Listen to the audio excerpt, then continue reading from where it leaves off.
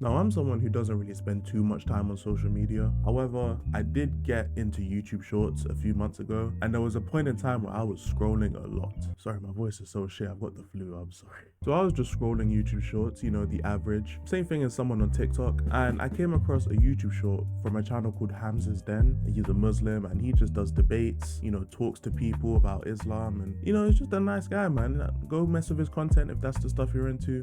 No problems at all. I saw a YouTube short of him, I guess, owning a Christian or something. That's a lot of things that people from the Islamic community and the Christian community, they love to own each other. You've probably seen it in politics. You know how it goes, the Democrats owning Republicans. People just like to own people, you know, because clickbait title, galvanize a troop of people. It goes without saying. I want to point out that I didn't like, comment, subscribe to his channel. I didn't do any of that. I just watched the clip in its entirety and then I scrolled. When I tell you guys, for the next week, all I got on YouTube Shorts was Islam propaganda. Whether it was scriptures from the Quran, whether it was people getting converted into Islam or converting, whether it's Christians getting owned, other channels started popping up on my YouTube Shorts. It was getting crazy to the point where I had to boycott YouTube Shorts for a week because that was all I was getting. And it was in that moment I realized that all these other social media sites, they're just as bad as TikTok. They're all cursed. Just like that.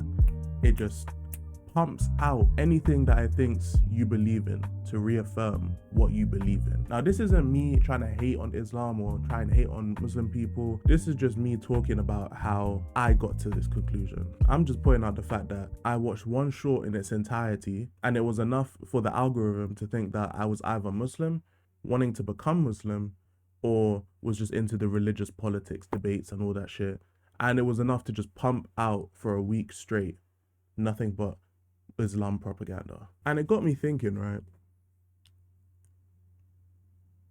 What would happen to those who want to be farmed? At exactly which point do you start to realize that life without knowledge is death in disguise? Like, think about this, right?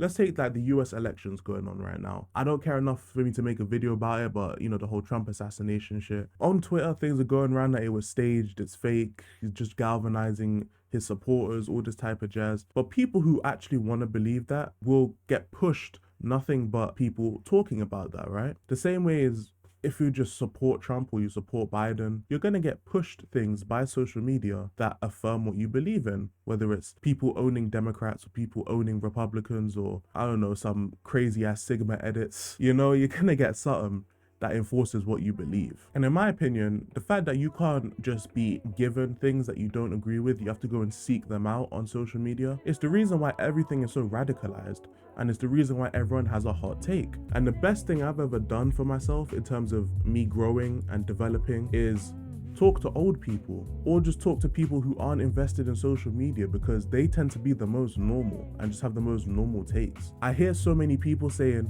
old people are stuck in their ways. But have you been on Twitter? Just go on Twitter for 10 minutes and tell me that they're not more stuck in their ways than old people, because you can't tell me that. I'm gonna die on this hill. I've worked in retail for 5 years dealing with old people, and they're nicer, they're more willing to listen, they're more willing to have a conversation, and they don't sound as dumb as people my generation. No one will ever be able to tell me that old people are quote unquote stuck in their ways and that's a bad thing. And yet we have people like this in the masses just roaming around on social media saying bullshit. I urge people, this is not a get rid of social media, ban social media, any of that type of jazz. This is a PSA to anyone who's around my age, right? Stop using social media as something that's important. Treat it as entertainment, because that's what it's supposed to be. If you want to have a conversation about things, talk with your family, talk with your friends. Don't go and argue with random people online. That doesn't solve anything. You're not changing no one's mind. There's no point. Use social media as entertainment, and that's how you get the best out of it. Don't let it consume you. If you do, you're gonna end up hard stuck on a topic that you don't care about. Case in point, me, I made a video on Sketch. I don't give a fuck about this nigga. I don't know him. I've never known him until that point. I don't care. But 5 minutes on Twitter got me hard stuck on making a video about something I don't care about. So why would I promote that to you guys? Makes no sense. Get off social media if you take that shit serious. If you ever argued with someone on social media, it's not for you. Get rid of it. But that's all I gotta say. Let me know what you guys think about this in the description. Is social media really fucked, or am I blowing it out of proportion? If you mess with the videos, make sure you like and subscribe. And yeah, that's it, man.